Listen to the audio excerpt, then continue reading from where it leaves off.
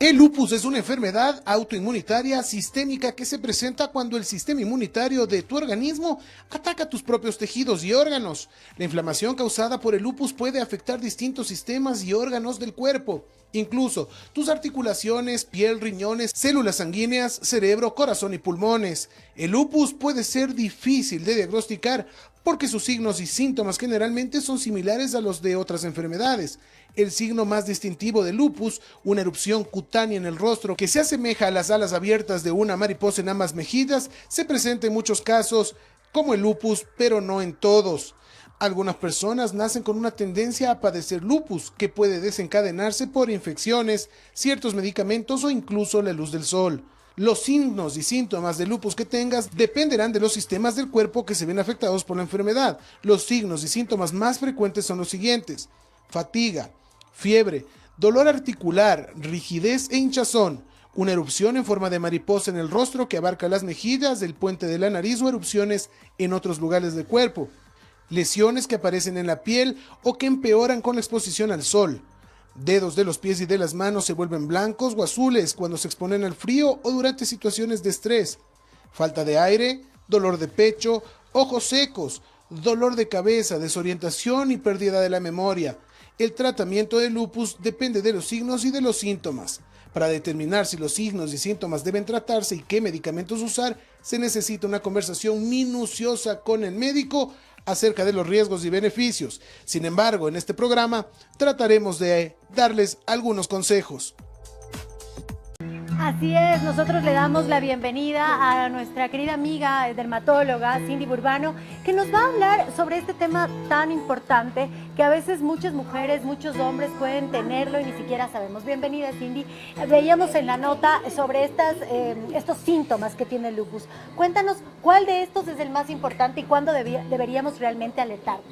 Bueno, muchas gracias por la invitación. En general, tenemos que saber que el lupus es una enfermedad autoinmune inflamatoria crónica y que obviamente la llamamos nosotros la enfermedad de las 1000 caras. La llamamos de las 1000 caras porque puede debutar de cualquier manera.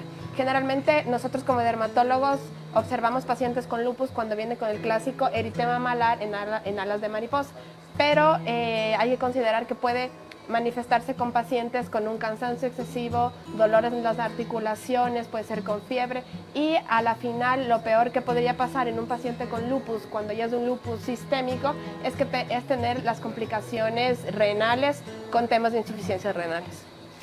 Increíble este caso de lupus, pero yo quiero saber qué prevención uno puede tener si es que ya tienes el lupus o cómo puedes llegar a saber eso. A ver, al ser el lupus una enfermedad autoinmune, ¿sí?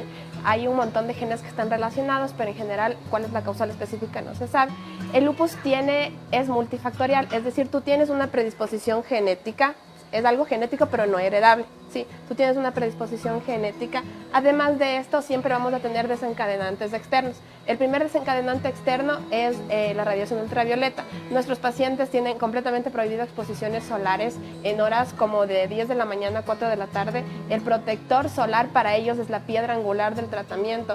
Y también hemos visto que hay otro tipo de desencadenantes, como puede ser el estrés, también fármacos que sean fotosensibilizantes, y etcétera. Entonces, generalmente nosotros, el manejo de este tipo de enfermedades es simplemente la sintomatología, porque es una enfermedad de tipo crónica que no se encuentra todavía la cura. ¿Cómo está el tema del lupus acá en Ecuador? ¿Existe una enfermedad muy común dentro de los ecuatorianos? Porque además vivimos de la mitad del mundo donde tenemos un sol mucho más fuerte, mucho más potente que en otros lados.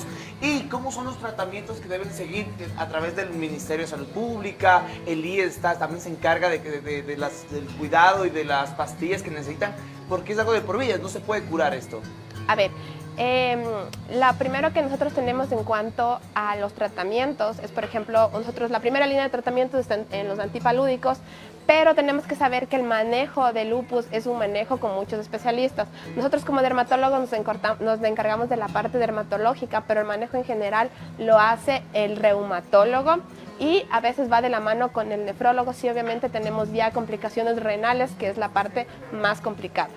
Pero también tiene que ver, perdón, la nutrición, porque yo había leído que si una persona que tiene lupus come higo, por ejemplo, le afecta y le desencadena más cosas dentro del organismo. Exactamente, es porque el hígado tiene una sustancia, sobre todo, que hace que la inflamación que per se tiene el cuerpo de una persona que tiene lupus se agudice. ¿Sí? Entonces, en el tema de la alimentación son cosas muy específicas que se le Que no puede restringe al consumir. paciente, pero por ejemplo, hay estudios que demuestran que las personas que fuman, ¿sí? tienen muy mala tolerancia al tratamiento, es decir, el tratamiento principal es un antipalúdico que se llama la cloroquina, y las personas que son fumadoras, vemos que el tratamiento con cloroquina, el resultado es menor que una paciente que no es fumadora. Entonces, tenemos que saber que el lupus es por cada 10 personas que la padecen, 9 son mujeres, ¿sí? Y tenemos el caso simplemente de un hombre. Cindy, ¿cómo una persona puede saber que tiene el lupus? ¿Cuál es el examen que debe realizarse? ¿Qué control debe realizarse? A ver, tenemos que saber que el lupus, al ser tan multifactorial y tener tantas caras, es muy complicado de diagnosticar, y a veces este eritema malar marcado podría confundirse con otro tipo de patologías. Generalmente cuando nosotros vemos un paciente que tiene tenemos ciertos criterios diagnósticos específicos. Unos van a ser para lupus cutáneo y otros van a ser para lupus sistémico. Por ejemplo, pacientes que tengan el eritema malar, que sean fotosensibles, que tengan también unos problemas que nosotros llamamos de vasculitis, alteraciones de sus biometrías hemáticas, etcétera. Y todos estos tenemos unos cuadros diagnósticos en los cuales nosotros vamos con los criterios que cumplan 4 criterios, podemos diagnosticar ya de un lupus que sea sistémico. Y lo más importante es que la gente sepa que eso no es contagioso, que no porque una persona tenga lupus usted no va a acercar a él o no puede llevar una vida normal. No deberíamos tener miedo de esta enfermedad porque es algo que no es contagioso. ¿Cómo podría ser? ¿Algo hereditario? ¿Tal vez algo que está dentro de genéticamente? Como te comentaba, tiene un componente genético más no hereditario, es decir, no se hereda a los hijos, sí, pero tiene un componente genético, pero siempre tienen factores externos que van a hacer que desencadenen las crisis. Acuérdense que el lupus tenemos simplemente crisis que pueden exacerbarse por alguna u otra situación, y que hay momentos en que los pacientes se encuentran en momentos de calma, ¿sí? Sin ningún tipo de exacerbación, ni crisis, ni nada. Ahora, Cindy, ¿desde qué edad las personas pueden adquirir lupus? A ver, el pico de enfermedad es, como les había comentado, una mujer en edad fértil. Generalmente aparecen mujeres de 30 a 40 años, pero también podemos verlo en hombres, en adultos y también en niños, ¿sí? Por ejemplo, lo más común, como les había mencionado, también puede ser que tú piensas en un lupus en mujeres de edad fértil con abortos repetitivos, cuando está esto asociado a un síndrome antifosfolipídico, ¿sí? Entonces ahí hacemos los anticuerpos, etcétera, para determinar si tiene un lupus, y esta puede ser la causa de sus abortos de repetición.